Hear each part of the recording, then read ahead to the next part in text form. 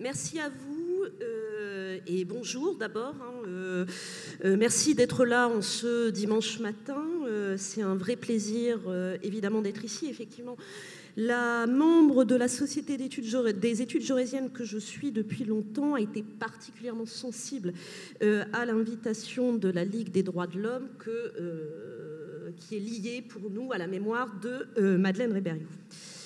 Alors, vous m'avez demandé en effet d'intervenir, de dire quelques mots sur les racines historiques de l'État social. Alors, sachant que je vais essayer de ne pas trop répéter, je risque quand même de répéter un peu, mais j'ai essayé de ne pas trop répéter ce qui a déjà été dit hier.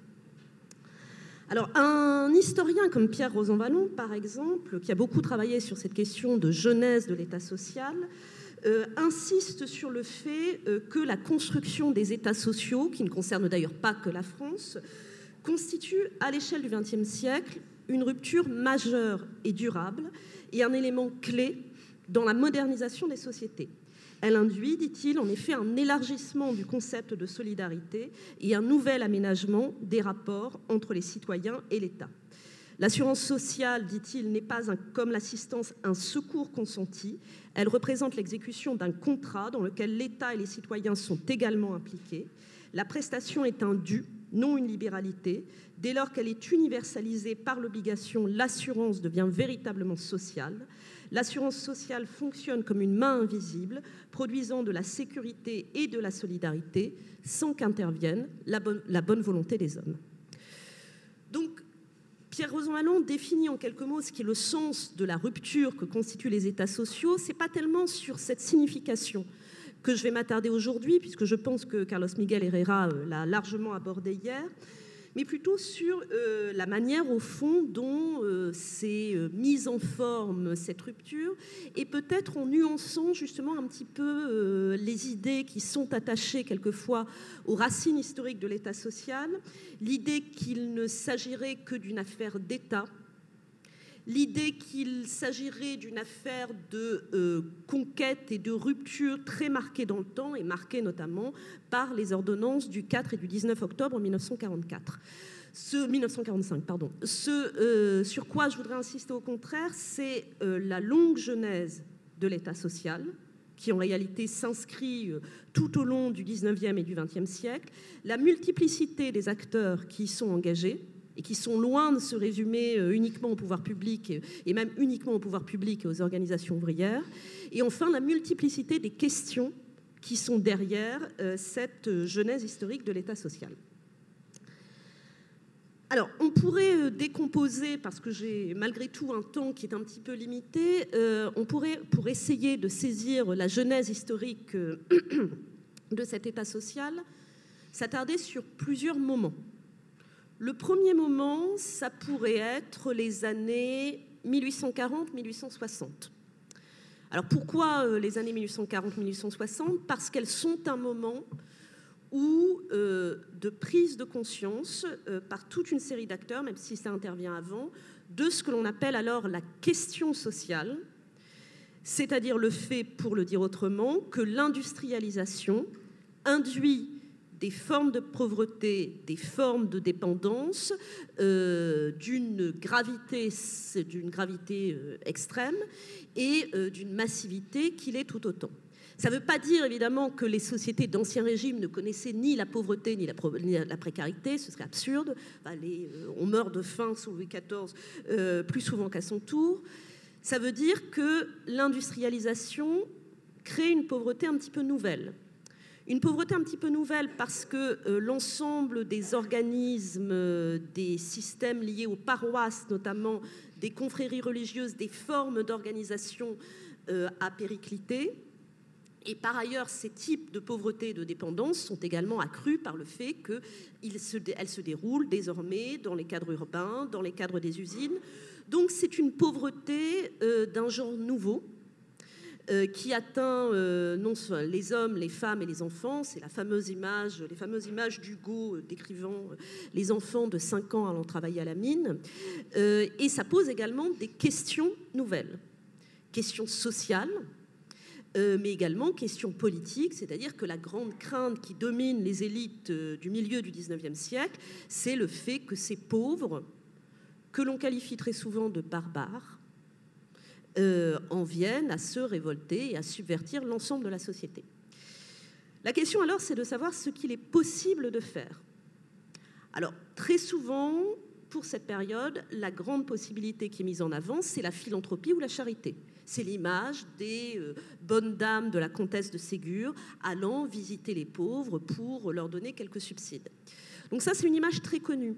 Je pense qu'on oublie un petit peu qu'il y a aussi déjà dans une minorité de cette bourgeoisie conservatrice, il y a une volonté d'enquêter, de connaître. Je pense que l'État social est indissociable. La genèse de l'État social est indissociable d'une volonté de savoir et de comprendre qui est pauvre, pourquoi il est pauvre, avant de tenter d'y remédier.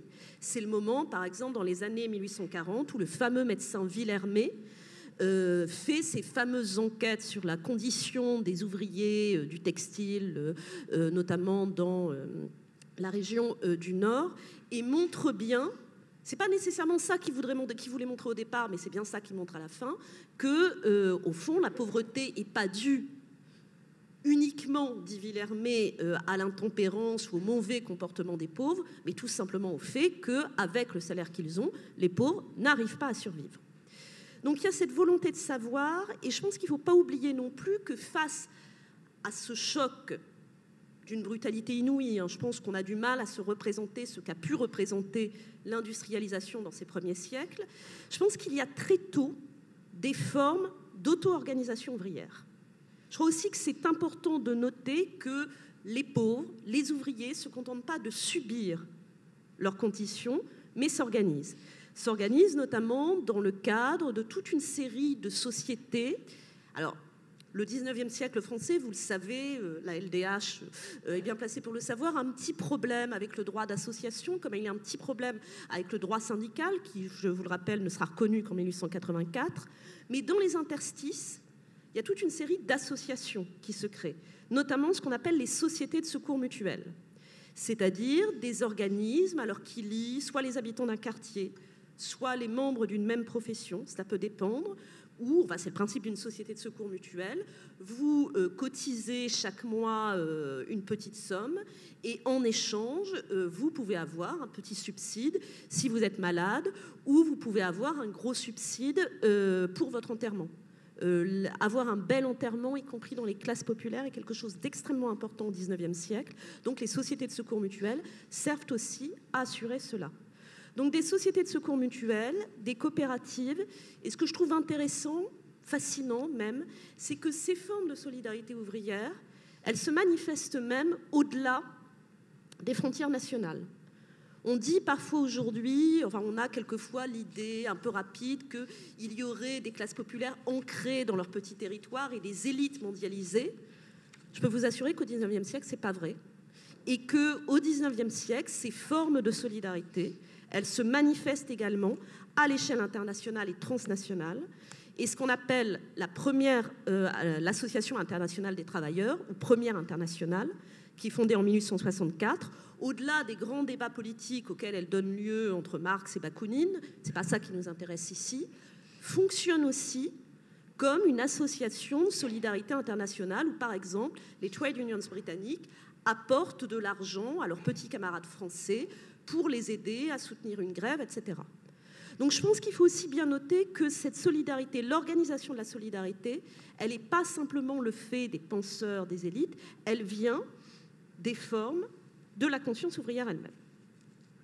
Alors un deuxième moment, le temps file, il pourrait être le tournant des années 1900. Et la question de savoir, au fond, si ce qui décide et ce qui forme l'État social ne se décide pas véritablement à ce moment-là, au-delà avant les ruptures que l'on connaît et la création de la sécurité sociale.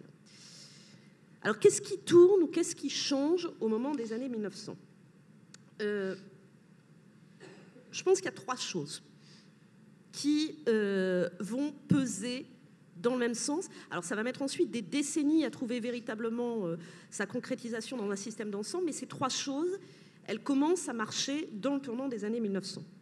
D'une part, et il faut évidemment jamais l'oublier, ce sont des forces ouvrières qui s'incarnent, qui se structurent et qui deviennent suffisamment fortes pour faire entendre la voix justement du prolétariat, de ce qu'on appelle le prolétariat, appelez ça classe ouvrière, appelez ça comme vous voulez, et faire entendre notamment la voix de ce prolétariat qui dit que face à la vieillesse, face au chômage, le mot apparaît à ce moment-là, face à la maternité, il se trouve démuni et qu'il faut trouver des solutions à cela. Ces forces ouvrières, ce sont les syndicats, ce sont également ce qu'on appelle à l'époque les partis socialistes ouvriers, tous les partis qui naissent sur la même base, au fond, en tant que représentants de la classe ouvrière ou du prolétariat, et en tant qu'organe politique de cette classe ouvrière ou de ce prolétariat. Donc je pense qu'il faut d'abord avoir l'ensemble de ces organisations qui sont capables de peser et d'exprimer de nouvelles revendications. Il faut aussi que les voix de l'enquête et du savoir s'affirment. Encore une fois, je vous l'ai dit tout à l'heure, mais je pense que c'est quelque chose d'extrêmement important que de rappeler qu'il n'y a sans doute pas d'État social sans volonté de savoir. Alors aujourd'hui, ça nous paraît évident au sens où l'État social est alimenté à la fois par toutes les expertises et par énormément de travaux en sociologie, en sciences politiques. Enfin, vous en avez eu, je pense, des échos hier. C'est pas évident pour le 19e siècle cette idée que la pauvreté n'est pas simplement un phénomène que l'on constate, qui vous indigne ou que vous imputez à des raisons morales, mais un phénomène que l'on peut investiguer avec des méthodes scientifiques. Et alors là, c'est le festival au tournant du 19e siècle, c'est-à-dire que vous avez énormément d'organismes qui se créent pour comprendre comment ça marche la pauvreté et comment ça fonctionne. Deux exemples, alors plusieurs exemples. L'Infrancais, par exemple, cet organisme assez bizarroïde, difficile à saisir, mais pas inintéressant, qui est le musée social, qui existe toujours aujourd'hui, qui est rue Las Casas, dans le 7e arrondissement à Paris. Alors le musée social, ça rassemble des gens très différents, aussi bien des conservateurs monarchistes que des juristes ou des syndicalistes indépendants, qui sont tous réunis par la volonté de produire des enquêtes sur le social. Donc, ils produisent des enquêtes, par exemple, sur les conditions de logement, qui produisent des enquêtes sur ce qui est déjà encore à l'époque l'un des nœuds et l'un des lieux de la pauvreté par excellence, sur les ouvrières seules. Parce qu'il y a bien une chose qui n'a pas changé, enfin, qui a changé mais qui reste une espèce de constante depuis un siècle, c'est le fait que les femmes ouvrières seules, appelées ça aujourd'hui des familles monoparentales, sont une des cibles privilégiées de la pauvreté. Donc tout ça, ils essaient d'investiguer, alors sans doute avec leur cadre moralisateurs, etc., leur cadre assez anti-révolutionnaire, voire passablement anti-révolutionnaire, mais mine de rien, ils fournissent des résultats. Et mine de rien, une partie de ces membres commence à se dire que les solutions ne peuvent pas venir seulement de l'intervention privée ou de la charité, et qu'il va bien falloir à un moment constituer des outils qui puissent régler la question autrement. C'est ce qu'on observe aussi, c'est pas du tout une spécificité française. Je pense que penser l'État social aujourd'hui, c'est aussi penser d'une part les singularités nationales de l'État social en France, mais d'autre part se rappeler que c'est un processus européen, un processus d'ailleurs au-delà de l'Europe, et que c'est des questions qui interrogent toute l'Europe. C'est des questions qui interrogent beaucoup en Grande-Bretagne, par exemple. C'est normal, d'ailleurs, la Grande-Bretagne a connu l'industrialisation, et la pauvreté dans les quartiers londoniens se passe en général de commentaires. C'est comme ça que se structure ce qu'on appelle la société fabienne, alors fondée par les époux Sidney et Béatrice Webb, qui, alors les Fabiens, c'est une des branches du socialisme britannique, enfin on ne va pas rentrer dans les détails, mais ce qui est intéressant là aussi, c'est que la société fabienne multiplie les enquêtes qui sont, c'est des premières, des enquêtes menées par des femmes, par des enquêtrices sur des femmes. Et c'est par exemple dans le cadre de la société fabienne qu'on lance des enquêtes sur les budgets ouvriers. C'est-à-dire qu'au lieu d'avoir un jugement moralisateur, je pense qu'on en a parlé hier, disant les pauvres dépensent mal leur argent, ou il y a des bons pauvres qui dépensent bien leur argent et des mauvais pauvres qui dépensent mal leur argent, les enquêtrices de la Société Fabienne partent des faits. C'est-à-dire qu'elles demandent aux enquêtrices, elles demandent aux ouvrières elles-mêmes de tenir leur budget, et elles démontrent scientifiquement que ce n'est pas une question de vertu ou de bons pauvres ou de mauvais pauvres, c'est que simplement toute une partie des familles ouvrières ne gagnent pas assez pour pouvoir se maintenir hors de la subsistance. Donc le volet des forces ouvrières, le volet de l'enquête et de la réforme, et enfin le volet de la loi, c'est véritablement dans ce tournant des années 1900 que s'affirment les premières mesures législatives où se manifestent les principes de l'État social. Encore une fois, il n'y a pas de sécurité sociale en tant que telle à ce moment-là, mais les principes de l'État social sont bien là. Alors pour le cas français, il y a 2 lois notamment qui manifestent l'existence de ces principes. La première, bon, je pense que Carlos Miguel Herrera vous en a parlé hier, c'est la loi de 1898. Alors l'historienne des mines que je suis y est particulièrement attentive, puisque une loi sur les accidents professionnels, c'est quelque chose. Je pense que Carlos Miguel Herrera vous a dit que l'enjeu essentiel de cette loi, c'est que elle sortait l'appréciation des accidents professionnels d'une évaluation morale ou d'une question de faute, que ce soit la faute ouvrière ou la faute patronale, pour mettre au centre du jeu la notion de risque et de responsabilité collective, c'est-à-dire l'enjeu de la loi de 1898, c'est de dire que peu importe l'imputation, enfin, même s'il y a le concept de faute inexcusable, l'enjeu de la loi de 1898 est de dire que, au fond, il y a un certain nombre de risques inhérents au fonctionnement de la société industrielle et que c'est à la société ou aux différentes parties prenantes de prendre en charge justement ces risques. Alors, moins connue, mal aimée, c'est une loi mal aimée jusqu'à aujourd'hui parce qu'elle est compliquée, d'ailleurs elle n'est pas très bonne, mais elle est intéressante. Et la loi de 1910 sur les retraites ouvrières et paysannes, qui est la première loi sur les retraites en France hors dispositif spécifique que constituent les caisses de retraite des mineurs, des marins et des fonctionnaires qui ont des régimes de retraite spécifiques avant. Alors pourquoi je dis qu'elle est mal aimée? Parce qu'elle a été recouverte par la loi de 1932 et a fortiori par la sécurité sociale, parce qu'elle n'a jamais réussi vraiment à rentrer en vigueur, parce que jusqu'à aujourd'hui, elle est victime de l'idée que c'est une loi partielle, ce qui est vrai.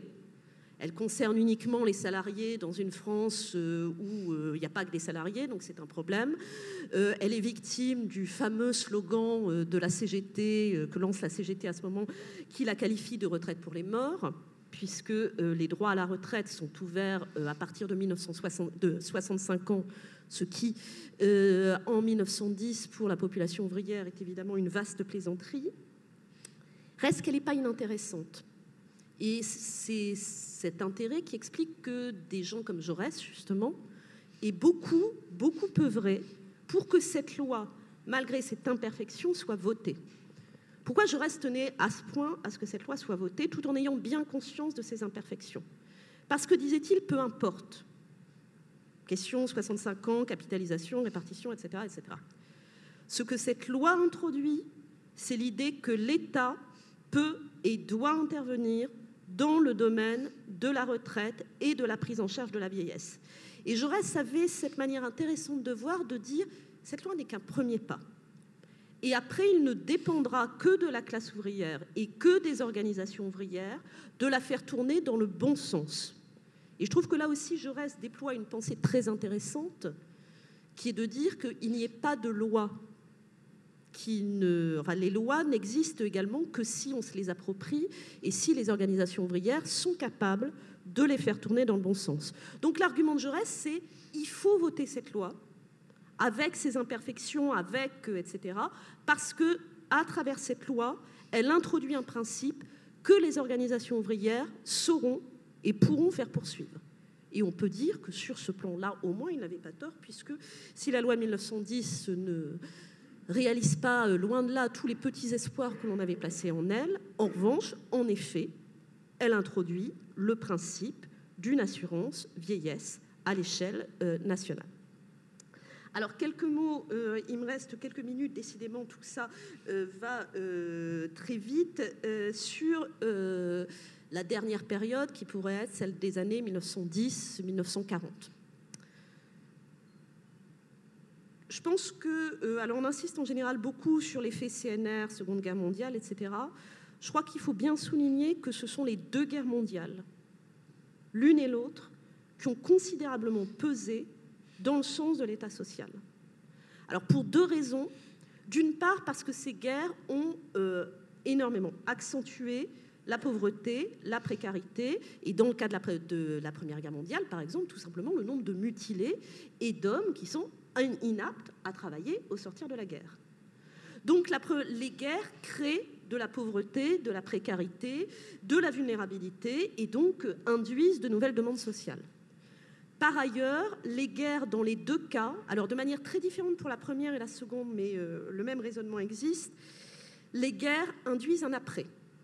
Et dans les deux cas, que ce soit la fameuse formule de la der des der pour la Première Guerre mondiale, ou de l'idée de ce qui pourrait se passer quand on aurait vaincu l'hydre nazi pour la seconde, les guerres induisent l'idée que si on en sort, vivant et ou victorieux, il faudra transformer des choses et faire en sorte que la société de demain soit à la hauteur des espoirs que l'on a placés dans la paix.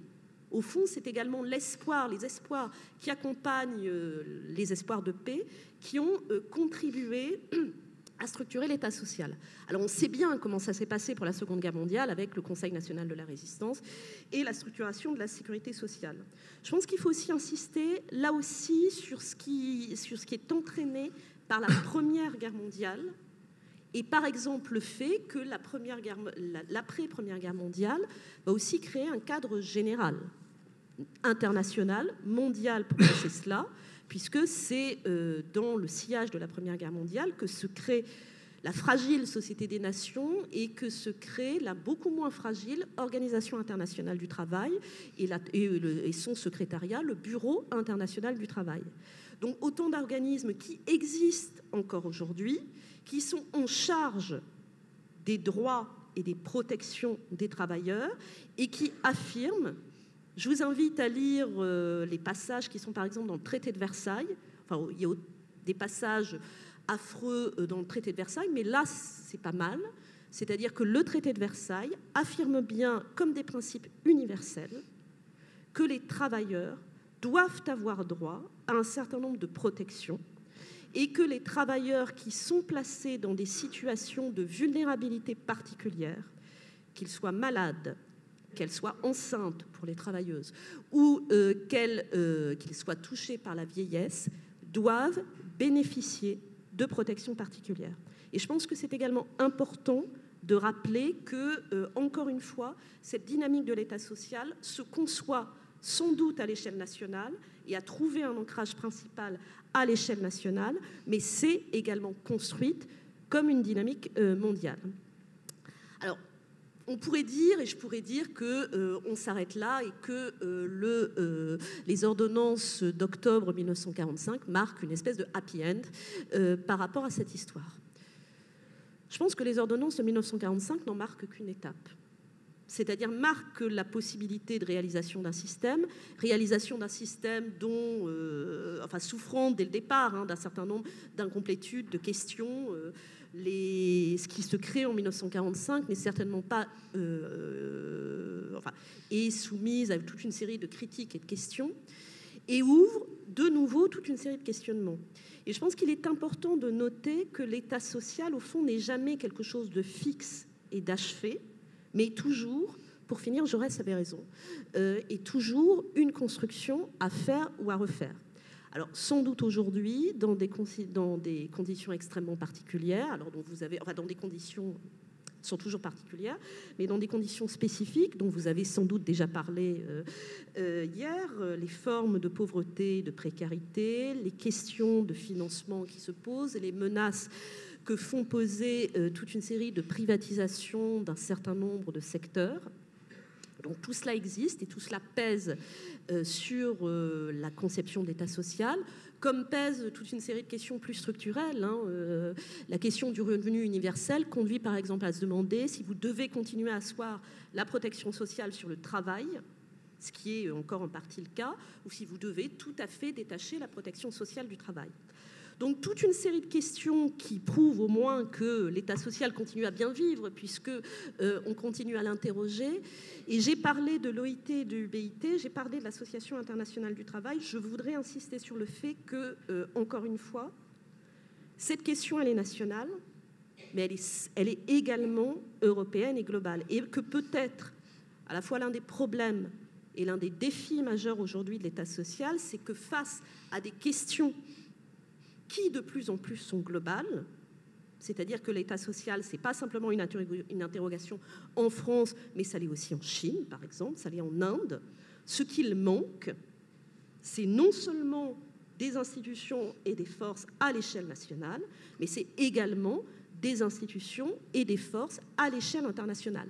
Face à un capitalisme global, face à des demandes de protection sociale globale, ce qu'il faut, c'est reprendre le long travail des organisations ouvrières et des forces sociales, c'est-à-dire, je pense, comprendre et concevoir aussi des organismes, des ONG, des structures, des BIT, des OIT, qui soient capables de répondre à ce genre de défis à l'échelle globale. Je vous remercie.